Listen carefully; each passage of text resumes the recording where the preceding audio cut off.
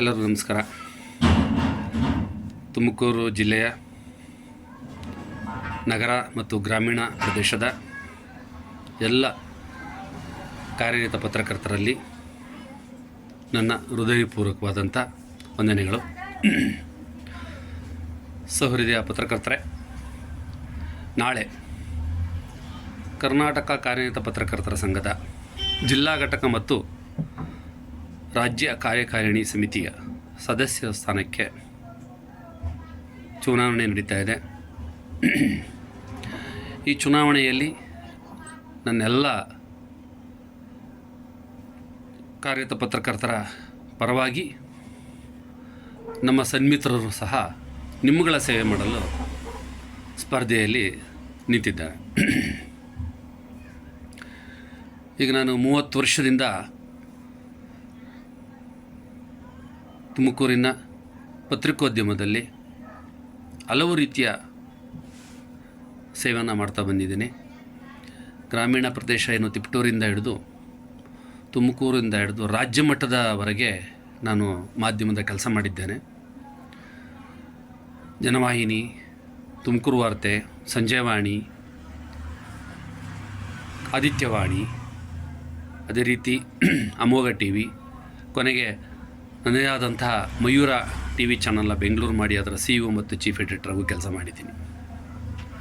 ಅದ್ರ ಜೊತೆಯಲ್ಲಿ ನಾನು ಮೂಲ ವೃತ್ತಿಯಾಗಿ ಕಲೆಯನ್ನು ಇಟ್ಕೊಂಡು ಹಲವಾರು ಕಾರ್ಯಕ್ರಮಗಳು ಮಾಡಿದ್ದೀನಿ. ವೇದಿಕೆ ವಿನ್ಯಾಸದಿಂದ ಹಿಡ್ಕೊಂಡು ಅದರ ಅಲಂಕಾರದಿಂದ ಹಿಡ್ಕೊಂಡು ಸ್ತಬ್ಧ ಚಿತ್ರ ನಿರ್ಮಾಣದಿಂದ ಹಿಡ್ಕೊಂಡು ನಾನು ಆ ವೃತ್ತಿಯನ್ನು ಅಳವಡಿಸ್ಕೊಂಡು ನನ್ನ ಬದುಕನ್ನು ಕಟ್ಕೊಂಡಿದ್ದೀನಿ. ಜೊತೆಯಲ್ಲಿ ಮಾಧ್ಯಮ ಕ್ಷೇತ್ರದಲ್ಲೂ ಸಾಕಷ್ಟು ಕೆಲಸ ಮಾಡಿದ್ದೀನಿ. 2000ರಿಂದ 2012ವರೆಗೂ ಸಹ ವಿಜಯ ಕರ್ನಾಟಕದಲ್ಲಿ ಕೆಲಸ ಮಾಡ್ತಾ ರಾಜ್ಯ ಮಟ್ಟದಲ್ಲಿ ಒಂದಷ್ಟು ನನ್ನದೇ ಆದ ರೀತಿಯಲ್ಲಿ ಹೆಸರನ್ನು ಗಳಿಸ್ಕೊಂಡಿದ್ದೀನಿ. ಈಗ ರಾಜ್ಯದಾದ್ಯಂತ ಎಲ್ಲ ಕಡೆಯೂ ನನಗೆ ಪರಿಚಯ ಇದೆ. ಆದರೂ ನಾನು ತುಮಕೂರು ಜಿಲ್ಲೆಯ ನಿಮ್ಮ ನೆಚ್ಚಿನ ಪ್ರೀತಿಗೆ ಪಾತ್ರರಾದಂಥ ತಿಪಟೂರು ಕೃಷ್ಣದ ನಾನು ನಿಮ್ಮಗಳ ಸೇವೆನ ಸತತ 6 ವರ್ಷದಿಂದ ಮಾಡಿದ್ದೀನಿ. ಮೊದಲು ನೀವೇ ಆಯ್ಕೆ ಮಾಡಿದಂಥ ನಿರ್ದೇಶಕ ಸ್ಥಾನ, ನಂತರ ಉಪಾಧ್ಯಕ್ಷನಾಗಿ ಕೆಲಸ ಮಾಡಿ ಈ ನನ್ನ ಹಿಂದೆ ಬರ್ತಾ ಇರೋವಂಥ ಯುವಕರುಗಳಿಗೆ ಆ ಜಿಲ್ಲೆಯ ಸ್ಥಾನಗಳ ಬಿಟ್ಟುಕೊಟ್ಟು ರಾಜ್ಯ ಮಟ್ಟದ ಒಂದು ಸದಸ್ಯತ್ವಕ್ಕೆ ಅಂದರೆ ನಿರ್ದೇಶಕ ಸ್ಥಾನಕ್ಕೆ ಸ್ಪರಿಸಿದ್ದೀನಿ. ಈ ಜಿಲ್ಲೆಯಲ್ಲಿ ಈಗ ಆಲ್ರೆಡಿ 2 ಅವಧಿಯಲ್ಲಿ ನಾನು ಒಳ್ಳೆಯದಕ್ಕೆ ಸಂಪೂರ್ಣವಾದ ಸಪೋರ್ಟ್ ಮಾಡಿದ್ದೇನೆ. ಕಾರ್ಯನಿರತ ಪತ್ರಕರ್ತರಿಗೆ ಏನು ಅನುಕೂಲ ಆಗಬೇಕು, ಅಭಿವೃದ್ಧಿ ಆಗಬೇಕು, ಅದಕ್ಕೆ ನಾನು ಯಾವುದು ಸಮಿತಿ ಇತ್ತು, ಸಂಘ ಇತ್ತು, ಆಡಳಿತಾತ್ಮಕವಾಗಿ ಅದ್ರ ಜೊತೆಯಲ್ಲಿ ನಾನು ಕೈ ಜೋಡಿಸಿ ಯಾವುದೇ ಅಭಿವೃದ್ಧಿ ಕೆಲಸಗಳಿಗೆ ತಕರಾರು ಎತ್ತದೆ ಅವ್ರ ಜೊತೆಲಿ ನಿಂತ್ಕೊಂಡು ಸರ್ವೀಸ್ ಮಾಡಿದ್ದೇನೆ. ಈಗ ಆಲ್ರೆಡಿ ಏನು 2 ವರ್ಷಗಳನ್ನು ನಾವು ಮಾಡಿರೋ ಕೆಲಸಗಳು ನಿಮಗೆಲ್ಲ ಗೊತ್ತಿದೆ. ಆದರೆ ಅದೇ ರೀತಿಯಲ್ಲಿ ಪತ್ರಕರ್ತ ಹೆಸರಲ್ಲಿ ಮಾಡುವಂಥ ಅನಾಚಾರ, ದುರಾಚಾರ, ವಂಚನೆಗಳನ್ನು, ಅಕ್ರಮಗಳನ್ನು ನಿರ್ದಾಕ್ಷಿಣ್ಯವಾಗಿ, ಕಡಾಖಂಡಿತವಾಗಿ, ಕಟುವಾಗಿ ಟೀಕಿಸಿ ವಿರೋಧಿಸಿದ್ದೇನೆ. ಅದು ಇಡೀ ತುಮಕೂರು ಜಿಲ್ಲೆ ಎಲ್ಲ ಪತ್ರಕರ್ತರಿಗೆ ಗೊತ್ತಿರೋ ವಿಚಾರನೇ. ಅದು ಕೆಲವು ಸತ್ಯಗಳು ಆಗಿದ್ದಾವೆ. ಈಗ ಆ ಟೈಮಲ್ಲಿ ನಾನು ಧ್ವನಿ ಎತ್ತಿದಾಗ ಒಂದಷ್ಟು ಜನ ನನಗೆ ಸಪೋರ್ಟ್ ಇದ್ದಿದ್ದರೆ ಈಗ ನಾವೆಲ್ಲ ಆರೋಪ ಮಾಡ್ತಿರೋದು ಏನು ಮಾಡ್ತಾಯಿದ್ದೀವಿ ಅದು ಆಗ್ತಿರಲಿಲ್ಲ. ನಾನು ಯಾರ ವಿರೋಧನೂ ಅಲ್ಲ. ನಾನು ಒಳ್ಳೆಯದರ ಪರ, ಪತ್ರಕರ್ತರ ಪರ, ನಗರ ಮತ್ತು ಗ್ರಾಮೀಣ ಪತ್ರಕರ್ತರಿಗೆ ಅವರಿಗೆ ಏನು ಬೇಕು ಮೂಲಭೂತ ಸೌಲಭ್ಯಗಳನ್ನು ಕಲ್ಪಿಸ್ಕೊಡುವಲ್ಲಿ ಪ್ರಯತ್ನ ಮಾಡೋದ್ರಲ್ಲಿ ನಾನು ಒಬ್ಬ. ಆದರೆ ಪತ್ರಕರ್ತರ ಹೆಸರಲ್ಲಿ ಏನೇ ದುರಾಚಾರ ಮಾಡಿದ್ರೆ, ಭ್ರಷ್ಟತನ ಮಾಡಿದ್ರೆ ಅದು ಖಂಡಿತ ನಾವು ಸಹಿಸ್ಕೊಳ್ಳೋಕೆ ಸಾಧ್ಯವೂ ಇಲ್ಲ. ಏಕೆಂದರೆ ನಾವೆಲ್ಲ ಸ್ವಾಭಿಮಾನಿಗಳು, ಸ್ವಾವಲಂಬಿಗಳು. ನಮ್ಮ ಕಷ್ಟ 100 ಇರುತ್ತೆ.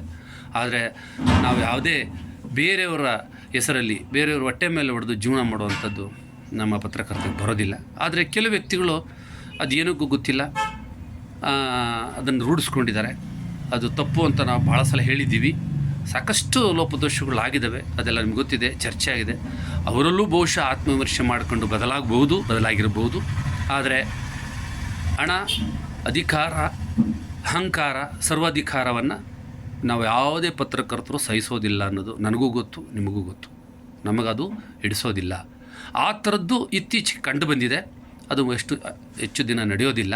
ಆದರೆ ಯಾವುದೋ ರಾಜಕೀಯ ದುರುದ್ದೇಶಕ್ಕೋಸ್ಕರ, ತನ್ನ ಅಭಿಷ್ಟ ಸಾಧನೆಗೋಸ್ಕರ, ತನ್ನ ಸ್ವಾರ್ಥದ ಉದ್ದೇಶಕ್ಕೋಸ್ಕರ ಕೆಲವರು ಸಂಘವನ್ನು ಬಳಸ್ಕೊಂಡು ದುರುಪಯೋಗ ಪಡಿಸ್ಕೊಳ್ತಿರೋದು ಕಂಡು ಬರ್ತಾ ಇದೆ. ಅದು ತಮಗೆಲ್ಲ ಗೊತ್ತಿದೆ. ಆ ಸಾಧನೆಯ ಮಾರ್ಗದಲ್ಲಿ ಜಯ ಗಳಿಸೋದಕ್ಕೆ ನಾನಾ ತಂತ್ರ, ಕುತಂತ್ರ, ಆಮಿಷಗಳು, ಒತ್ತಡಗಳನ್ನು ಹೇರ್ತಾ ಇರೋದು ಕಂಡು ಬಂದಿದೆ. ದಯವಿಟ್ಟು ಅಂಥದಕ್ಕೆಲ್ಲ ಪ್ರಬುದ್ಧ, ವಿಚಾರವಂತ, ಬುದ್ಧಿವಂತ, ವಿದ್ಯಾವಂತ ನಮ್ಮ ಪತ್ರಕರ್ತರು ಖಂಡಿತ ಅದಕ್ಕೆ ಮನ್ನಣೆ ಕೊಡಲ್ಲ ಅಂತಲೂ ಗೊತ್ತಿದೆ. ಕಣ್ಣಾರೆ ಎಲ್ಲವನ್ನೂ ನೋಡಿರುವ ನಮ್ಮ ಪತ್ರಕರ್ತ ಯಾವುದೇ ಕಾರಣಕ್ಕೆ, ಯಾವುದೇ ಕ್ಷಣದಲ್ಲಿ ಪುನಃ ತಪ್ಪು ಮಾಡಲ್ಲ ಅನ್ನೋ ನಂಬಿಕೆ, ವಿಶ್ವಾಸ ನನಗೆ ಖಂಡಿತ ಇದೆ. ಈ ಬಾರಿ ನಾನು ರಾಜ್ಯ ಸಮಿತಿಗೆ ಯಾಕೆ ಹೋಗಬೇಕು ಅಂತಂದರೆ, ರಾಜ್ಯದಿಂದ ಜಿಲ್ಲೆಗೆ ಏನು ಬಂದಿದೆ, ಎಲ್ಲೇನಿದೆ, ನಾವೇನು ಕೊಡಬೇಕಾಗಿದೆ. ಈಗ ಆಲ್ರೆಡಿ ನಾವು 16 ವಿಚಾರಗಳನ್ನು ಮುಂದಿಟ್ಟು ನಿಮ್ಮ ಪ್ರಣಾಳಿಕೆಯನ್ನು ಕೊಟ್ಟು ನಾವಿದು ಮಾಡ್ತೀವಿ ಅಂತ ಹೇಳ್ತಿದ್ದೀವಿ. ಆದರೆ ರಾಜ್ಯದಿಂದ ನಮಗೆ ಎಷ್ಟು ಉಪಯೋಗ ಆಗ್ಬೋದು, ನಾವೇನು ಮಾಡಬೇಕಾಗುತ್ತೆ, ಅಲ್ಲೇನಿದೆ ಅನ್ನೋದು ತಿಳ್ಕೊಡೋಕ್ಕೋಸ್ಕರನಾರು ನಾನು ಹೋಗಲೇಬೇಕಾಗಿದೆ.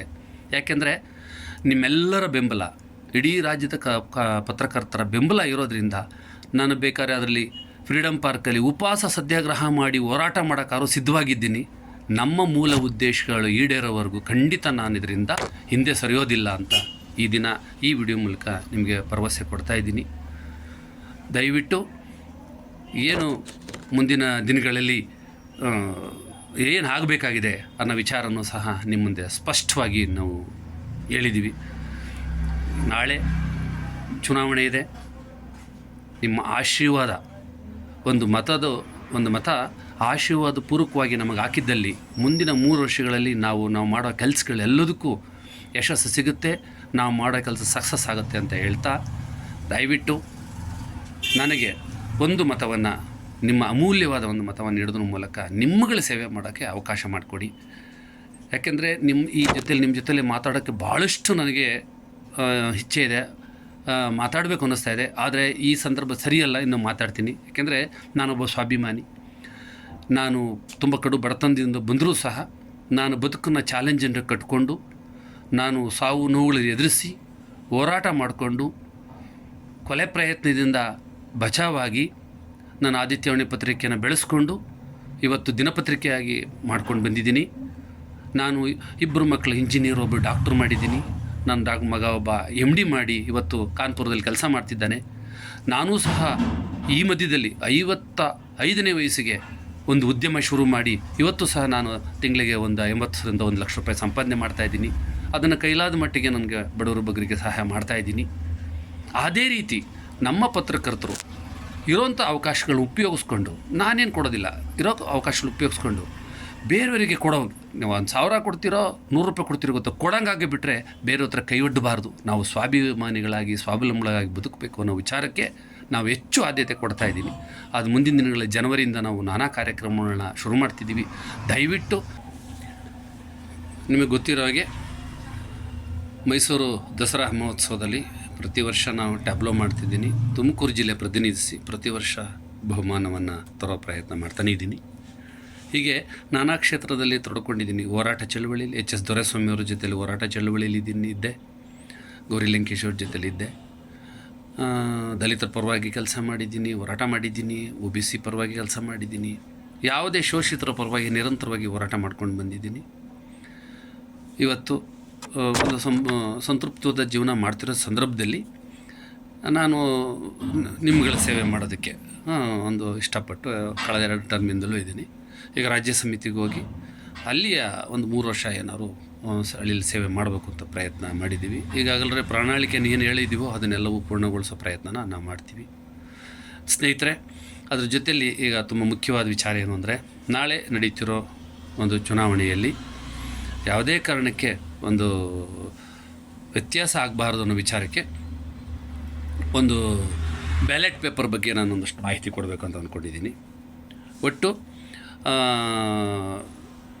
ಜಿಲ್ಲಾ ಘಟಕದ ಪದಾಧಿಕಾರಿಗಳು ಮತ್ತು ನಿರ್ದೇಶಕರು ಜೊತೆಲಿ ರಾಜ್ಯ ಸಮಿತಿ ಸದಸ್ಯತ್ವಕ್ಕೆ ಒಟ್ಟು ಚುನಾವಣೆ ನಡೀತಾ ಇದೆ. ಅದರಲ್ಲಿ ಇವಾಗ ಪದಾಧಿಕಾರಿಗಳಿಗೆ ಒಂದು, ನಿರ್ದೇಶಕ ಸ್ಥಾನಕ್ಕೆ ಒಂದು, ಮತ್ತು ರಾಜ್ಯ ಸಮಿತಿ ಸದಸ್ಯರಿಗೆ ಒಟ್ಟು 3 ಬ್ಯಾಲೆಟ್ ಪೇಪರ್ ಇರ್ತದೆ. ಈಗ ಹಳದಿ ಕಲರು ಬ್ಯಾಲೆಟ್ ಪೇಪರು ಅದು ರಾಜ್ಯ ಸಮಿತಿ ಸದಸ್ಯ ಸ್ಥಾನಕ್ಕೆ ನಿಂತಿರುವಂಥವ್ರು. ಅದರಲ್ಲಿ ಒಟ್ಟು 4 ಜನ ನಿಂತಿದ್ದು, ನಮ್ಮ ಸ್ನೇಹಿತರುಗಳೆಲ್ಲ ಸೇರಿ 4 ಜನ ನಿಂತಿದ್ದೀವಿ. ಅದರಲ್ಲಿ ನೀವು ಒಂದಕ್ಕೆ ಮಾತ್ರ ಮತ ನೀಡಬೇಕಾಗತ್ತೆ. ಅಂದರೆ ನೀವು ಬಾಕ್ಸಲ್ಲಿ ಒಂದು ನಂಬರ್ 1, ಆಮೇಲೆ ಹೆಸರಿರ್ತದೆ, 1, 2, 3 ಅಂತ ಇರ್ತದೆ. ಒಂದು ಹೆಸರು, ನನ್ನ ಹೆಸರು ತಿಪ್ಟೂರು ಕೃಷ್ಣ ಅಂತಿರುತ್ತೆ. ಮುಂದುಗಡೆ ಒಂದು ಬಾಕ್ಸ್ ಇರುತ್ತೆ. ಆ ಬಾಕ್ಸ್ ಒಳಗಡೆ ನೀವು ಮುದ್ರೆಯನ್ನು, ಚಿಹ್ನೆಯನ್ನು ಒತ್ತಬೇಕಾಗ್ತದೆ. ಹಾಗಾಗಿ ಒಂದಕ್ಕೆ ಮಾತ್ರ, ಅಂದರೆ 4 ಸ್ಥಾನಗಳಲ್ಲಿ ಒಬ್ಬರಿಗೆ ಮಾತ್ರ ರಾಜ್ಯ ಸಮಿತಿ ಸದಸ್ಯರಿಗೆ ಆಯ್ಕೆ ಮಾಡುವಂಥದ್ದು. ಉಳಿದಂತೆ ಇನ್ನೊಂದು ಬರ್ತದೆ, ಪಿಂಕ್ ಕಲರ್ ಇರ್ತದೆ ಬ್ಯಾಲೆಟ್ ಪೇಪರು. ಆ ಪಿಂಕ್ ಕಲರ್ ಬ್ಯಾಲೆಟ್ ಪೇಪರಲ್ಲಿ ಅಧ್ಯಕ್ಷ, ಉಪಾಧ್ಯಕ್ಷ, ಪ್ರಧಾನ ಕಾರ್ಯದರ್ಶಿ, ಖಜಾಂಚಿ ಸ್ಥಾನಕ್ಕೆ ಇಂತಿರೋ ಅಭ್ಯರ್ಥಿಗಳ ಪಟ್ಟಿ ಇರ್ತದೆ. ಅದರಲ್ಲಿ ಅಧ್ಯಕ್ಷ ಸ್ಥಾನಕ್ಕೆ ಒಟ್ಟು 4 ಜನ ನಿಂತಿದ್ದಾರೆ. 4 ಜನದಲ್ಲಿ ನೀವು ಒಬ್ಬರಿಗೆ ಮಾತ್ರ ಓಟ್ ಹಾಕಬೇಕಾಗ್ತದೆ. ಒಬ್ಬರಿಗೆ, ಅವರ ಮುಂದೆ ಯಾರು ಓಟ್ ಹಾಕ್ತಿರೋ ಅದರ ಮುಂದುಗಡೆ ಬಾಕ್ಸ್ ಒಳಗಡೆ ನೀವು ಮುದ್ರೆಯನ್ನು ಎಕ್ಸ್ ಮುದ್ರೆಯನ್ನು ಒತ್ತಬೇಕು. ಅದೇ ರೀತಿ ಉಪಾಧ್ಯಕ್ಷ ಸ್ಥಾನಕ್ಕೆ 10 ಜನ ನಿಂತಿದ್ದಾರೆ. 10 ಜನ ನಿಂತಿದ್ದಾರೆ. ಅದರಲ್ಲಿ ನೀವು 3 ಜನ ಆಯ್ಕೆ ಮಾಡಬೇಕು. 3 ಜನ. ಉಳಿದಂತೆ ಪ್ರಧಾನ ಕಾರ್ಯದರ್ಶಿ ಸ್ಥಾನಕ್ಕೆ 4 ಜನ ನಿಂತಿದ್ದಾರೆ. ಅದರಲ್ಲಿ ಒಬ್ಬರನ್ನ ಆಯ್ಕೆ ಮಾಡಬೇಕಾಗತ್ತೆ, 1 ಓಟ್ ಕೊಡಬೇಕು ನೀವು. ಅದೇ ರೀತಿ ಕಾರ್ಯದರ್ಶಿ ಸ್ಥಾನಕ್ಕೆ 7 ಜನ ನಿಂತಿದ್ದಾರೆ. ಅದರಲ್ಲಿ 3 ಜನನ ಆಯ್ಕೆ ಮಾಡಬೇಕು. 7 ಓಟಲ್ಲಿ 3 ಓಟ್ ಹಾಕಬೇಕು. ಮತ್ತು ಖಜಾಂಚಿಲಿ 3 ಜನ ನಿಂತಿದ್ದಾರೆ, ಅದ್ರ ಒಬ್ಬರಿಗೆ ಓಟ್ ಹಾಕಬೇಕು. ಆದರೆ ಈ ಪದಾಧಿಕಾರಿಗಳ ಬ್ಯಾಲೆಟ್ ಪೇಪರಲ್ಲಿ ನೀವು ಕಾರ್ಯದರ್ಶಿ 7 ಇರುತ್ತೆ, ಅದರಲ್ಲಿ 3 ಹಾಕಬೇಕಾಗಿರುತ್ತೆ. ನೀವು 4 ಹಾಕಿದ್ರೆ ಆ ಕಾರ್ಯದರ್ಶಿ ಸ್ಥಾನದ ಮಾತ್ರ ರಿಜೆಕ್ಟ್ ಆಗುತ್ತೆ. ಉಳಿದಂತೆ ನೀವು ಹಾಕಿರೋದು ಸರಿ ಇದ್ದರೆ ಅದು ಅಕ್ಸೆಪ್ಟಬಲ್ ಆಗುತ್ತೆ, ಅದು ಸ್ವೀಕೃತ ಆಗ್ತದೆ. ಸೊ ಹಾಗಾಗಿ ಯಾವುದಾದ್ರು ಒಂದು ಮತ ನೀವು ಯಾವ ಸ್ಥಾನಕ್ಕೆ ಹಾಕಿದ್ದೀರೋ ಅದರ ಯಾವುದರ ಕುಲಿಗೆಟ್ಟಿದ್ರೆ, ಅಂದರೆ ಅದು ನೀವು ತಿರಸ್ಕೃತಗೊಂಡಲ್ಲಿ ಅದನ್ನು ರದ್ದುಪಡಿಸ್ತಾರೆ. ಉಳಿದಂತೆ ಯಾವುದು ಸರಿ ಇರುತ್ತದೋ ಅದು ತೊಗೊಳ್ತಾರೆ. ಹಾಗಾಗಿ ಬಹಳ ಎಚ್ಚರಿಕೆಯಿಂದ ನೀವು ಓಟ್ ಹಾಕಬೇಕಾಗ್ತದೆ. ಆಮೇಲೆ ನಿರ್ದೇಶಕ ಸ್ಥಾನಕ್ಕೆ 39 ಜನ ನಿಂತಿದ್ದಾರೆ. ಆ 39 ಜನದಲ್ಲಿ ನೀವು 15 ಜನಕ್ಕೆ ಮಾತ್ರ ಓಟ್ ಹಾಕಬೇಕು. ನೀವು ಏನು ಆಯ್ಕೆ ಮಾಡ್ಕೊಂಡಿರ್ತೀರಿ 15 ಜನಕ್ಕೆ ಮಾತ್ರ ಓಟ್ ಹಾಕಬೇಕು. ಉಳಿದಂತೆ 39ರಲ್ಲಿ 15 ಜನ ಕೊಟ್ಟು ಹಾಕ್ತೀರ, ಮಿಗ್ದಕ್ಕೆ ಹಾಕಬಾರ್ದು. 15 ಜನ ಮಾತ್ರ. 16 ಹಾಕಿದ್ರೂ ಆ ಬ್ಯಾಲೆಟ್ ಪೇಪರು ತಿರಸ್ಕೃತಗೊಳ್ಳುತ್ತೆ. ಅರ್ಥ ಮಾಡ್ಕೊಳ್ಳಿ, 39ರಲ್ಲಿ 16 ಹಾಕಿದ್ರೆ ಆ ಇಡೀ ಮತಪತ್ರ ತಿರಸ್ಕೃತಗೊಳ್ಳುತ್ತೆ. ನೀವು ಅಕಸ್ಮಾತ್ 15ರ ಬದಲಿ 14 ಹಾಕಿದ್ರೆ ಸ್ವೀಕೃತಗೊಳ್ಳುತ್ತೆ. ನಿಮಗೆ ಆ ಮತಪತ್ರವನ್ನು ಅಲ್ಲೇ ಫೋಲ್ಡಿಂಗ್ ಮಾಡಿಕೊಟ್ಟಿರ್ತಾರೆ. ಅದು ಯಾವ ಥರ ಫೋಲ್ಡಿಂಗ್ ಮಾಡಿಕೊಟ್ಟಿರ್ತಾರೋ ಅದೇ ರೀತಿ ಹಾಕಬೇಕು. ಮತ್ತು ಯಾವುದೇ ಕಾರಣಕ್ಕೆ ನೀವು ಚೇಂಜ್ ಮಾಡೋಕ್ಕೆ ಹೋಗಬಾರ್ದು. ಸೊ ಇದು ಮತದಾನ ಮಾಡೋ ಪದ್ಧತಿ ಇರುತ್ತೆ. ಯಾಕೆಂದರೆ ಕೆಲವು ಸಂದರ್ಭದಲ್ಲಿ ನಾವು ಅಲ್ಲಿ ಹೋದಾಗ ಸ್ವಲ್ಪ ಪ್ರತಿಯೊಬ್ಬರು ಯಾರೇ ಒಬ್ರಿಗೆ ಗಾಬರಿ ಆಗೋದು ಸಹಜ. ಹಾಗಾಗಿದ್ದರಿಂದ ನಾನೊಂದಷ್ಟು ಈ ಮಾಹಿತಿನ ನಿಮಗೆ ಕೊಡ್ತಾಯಿದ್ದೀನಿ. ಅದ್ರ ಜೊತೆಯಲ್ಲಿ ನೀವು ಈಗ ಡಿಸೈಡ್ ಮಾಡ್ಕೊಳ್ಳಿ, ಇವತ್ತು ರಾತ್ರಿ ಒಳಗಡೆ ನೀವು ಏನು ಜನ ನಿಂತಿದ್ದಾರೆ, ಯಾರನ್ನ ಆಯ್ಕೆ ಮಾಡಬೇಕು, ಯಾರು ಸರ್ವಿಸ್ ಮಾಡೋಂಗೆ ಇಷ್ಟ ಇದೆ, ಯಾರು ನಿಮ್ಮ ಪರವಾಗಿ ಕಾಳಜಿ ವಹಿಸ್ತಾರೆ, ಪತ್ರಕರ್ತರ ಪರವಾಗಿ ಕೆಲಸ ಮಾಡ್ತಾರೆ, ಯಾರು ಕೆಲಸ ಮಾಡಬೇಕು ಸ್ವಯಂಮನೋಭಾವ ಬಂದಿದ್ದಾರೆ, ಅಥವಾ ಯಾರು ಸೂಕ್ತ ವ್ಯಕ್ತಿ ಅರ್ಹರಾದವರನ್ನು ಗುರುತಿಸಿ ನೀವು ಈಗಲೇ ಪಟ್ಟಿ ಮಾಡ್ಕೊಳ್ಳಿ. ಒಂದು ರಾಜ್ಯ ಸಮಿತಿಗೆ ಒಬ್ಬರು,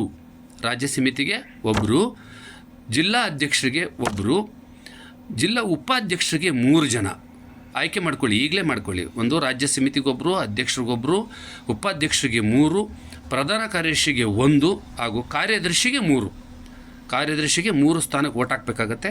ಖಜಾಂಚಿಗೆ 1 ಹಾಗೂ ನಿರ್ದೇಶಕ ಸ್ಥಾನಕ್ಕೆ 15 ಓಟನ್ನು ನೀವು ಒತ್ತೇ ಡಿಸೈಡ್ ಮಾಡಿಕೊಂಡು ಪಟ್ಟಿ ಮಾಡಿಕೊಂಡು ಅದನ್ನು ನಂಬರೆಲ್ಲ ಬರ್ಕೊಂಡು ನಾಳೆ ಅದನ್ನು ತೊಗೊಂಡೋಗಿ ಮತದಾನ ಕೇಂದ್ರದಲ್ಲಿ ಅದನ್ನು ನೋಡ್ಕೊಂಡು ನೀವು ಓಟ್ ಹಾಕ್ಬೋದು.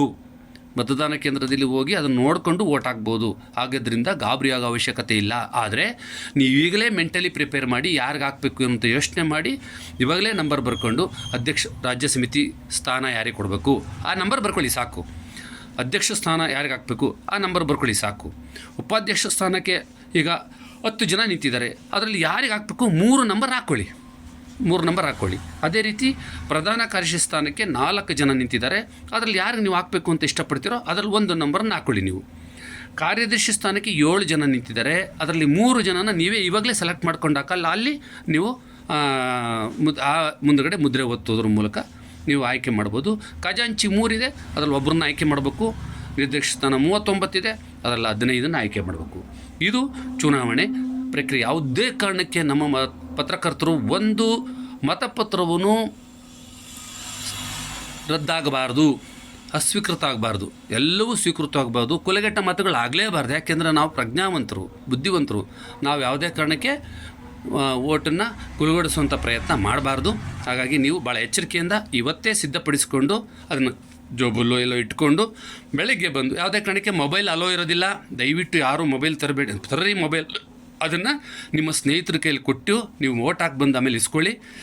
ಮೊಬೈಲ್ ಒಳಗಡೆ ಅಲೋ ಇರೋದಿಲ್ಲ.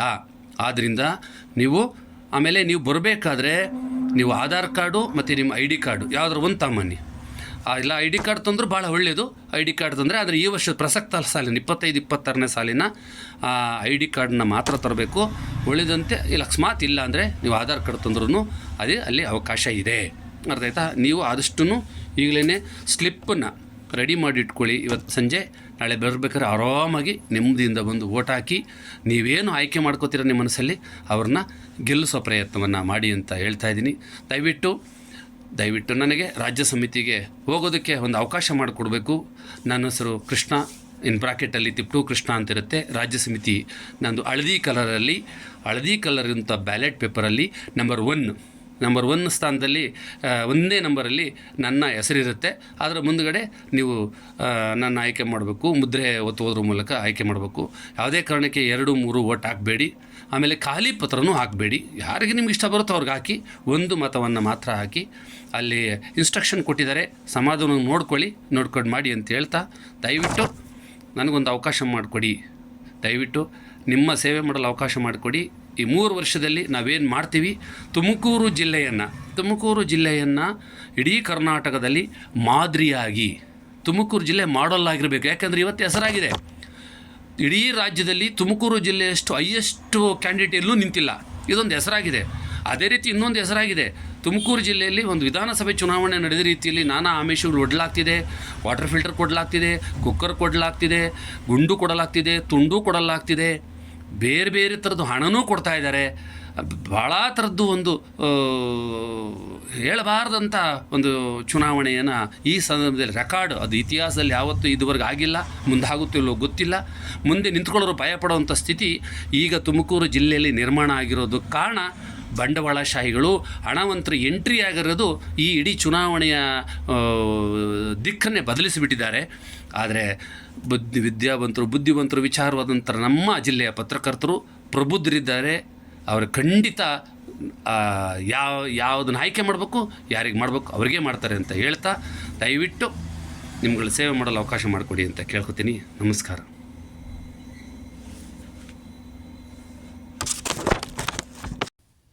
ಜೊತೆಗೆ ತುಮಕೂರು ಜಿಲ್ಲೆಯಲ್ಲಿ ಏನು ಸಂಪಾದಕರಿದ್ದೀವಿ, 16-17 ಪತ್ರಿಕೆಗಳ ಸಂಪಾದಕರು ಸೇರಿ ಒಂದು ತಂಡ ಕಟ್ಟಿದ್ದೀವಿ. ಅದು ಸ್ವಾಭಿಮಾನಿ ತಂಡ ಅಂತ. ಸ್ವಾಭಿಮಾನಿ ಅಂತ ಯಾಕೆ ಕಟ್ಟಿದ್ದೀವಿ ಅಂದರೆ, ನಾವು ಸ್ವಾಭಿಮಾನಿಗಳಾಗಿ ಬದುಕೋಣ ಅಂತ. ನಾವು ಯಾರು ಹಂಗನಲ್ಲೂ ಬದುಕೋದು ಬೇಡ, ಯಾರ ಮುಲಾಜಿಗೆ ಒಳಗಾಗೋದು ಬೇಡ. ನಮ್ಮನ್ನು ನಾವು ಪರಿವರ್ತನೆ ಮಾಡಿಕೊಂಡು ಸ್ವಾಭಿಮಾನಿ ಮತ್ತು ಸ್ವಾವಲಂಬನೆ ಜೀವನ ಮಾಡೋದಕ್ಕೋಸ್ಕರ ಒಂದು ಪಣತೊಟ್ಟು ಒಂದು ಹಾಕ್ಕೊಂಡಿದ್ದೀವಿ. ಖಂಡಿತ ಎಲ್ಲ ನಿರ್ದೇಶಕರು, ಪದಾಧಿಕಾರಿಗಳು ಎಲ್ಲರೂ ಸಜ್ಜನರಿದ್ದಾರೆ. ಸೇವೆ ಮಾಡೋ ಮನೋಭಾವ ಇದೆ. ಮತ್ತು ಯಾವುದೇ ಥರದ್ದು ಹಣದ ವ್ಯಾಮೋಹವಾಗಲಿ ಅಧಿಕಾರ ದಾಹ ಆಗಲಿ ಇಲ್ಲವಂಥದ್ದು ಸಜ್ಜನರ ಸಂಘ ಕಟ್ಟಿದ್ದೀವಿ. ಅದು ಸ್ವಾಭಿಮಾನ ತಂಡ. ಸೊ ಸಂಪೂರ್ಣವಾಗಿ ನನಗೆ ಮತ್ತು ನನ್ನ ತಂಡಕ್ಕೆ ಬಹುಮತದಿಂದ ಗೆಲ್ಲಿಸುವ ಮೂಲಕ ನಿಮ್ಮಗಳ ಸೇವೆ ಮಾಡಲು ಅವಕಾಶ ಮಾಡಿಕೊಡಿ. ಯಾಕೆಂದರೆ ಬೇರೆ ಬೇರೆ ತಂಡದಲ್ಲಿದ್ದವ್ರನ್ನ ನಾನು ಗೆಲ್ಲಿಸೋದ್ರ ಮೂಲಕ ಅಲ್ಲಿ ಒಂದು ನಿರ್ಧಾರವಾಗಲಿ ಒಂದು ನಿರ್ಣಯ ತೊಗೊಳಕ್ಕೆ ಸಾಧ್ಯ ಆಗೋದಿಲ್ಲ. ಅತ್ಯಂತ ಹೆಚ್ಚಿನ ಬಹುಮತದಲ್ಲಿ ನಮ್ಮ ತಂಡವನ್ನು ಗೆಲ್ಲಿಸಿದ್ದಾದಲ್ಲಿ ಖಂಡಿತ ಮುಂದಿನ ದಿನಗಳಲ್ಲಿ ಒಂದು ಒಳ್ಳೆಯ ದಿನಗಳನ್ನು ಏನು ನೀವು ನಿರೀಕ್ಷೆ ಮಾಡ್ತೀರಾ ಅದು ಖಂಡಿತ ಸಿಗುತ್ತೆ ಅಂತ ನಾನು ಹೇಳ್ಕೊತೀನಿ. ನಮಸ್ಕಾರಗಳು.